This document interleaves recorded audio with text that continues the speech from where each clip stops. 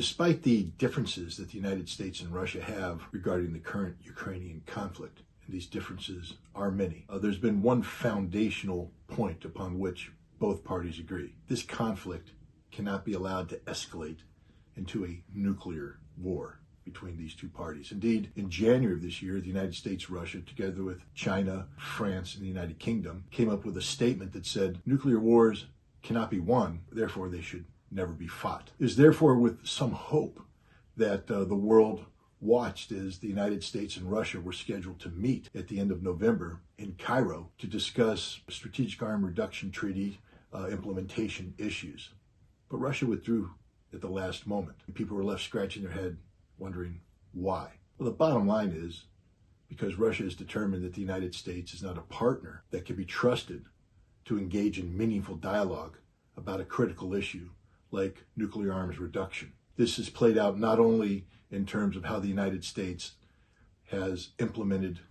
existing treaties, such as the START Treaty, where the United States has played accounting games with B-52 bombers and missile launch tubes on submarines to reduce the size of their accountable arsenal while retaining the ability to immediately bring these items back into operational status, something that the treaty is not intended to facilitate. The Russians have also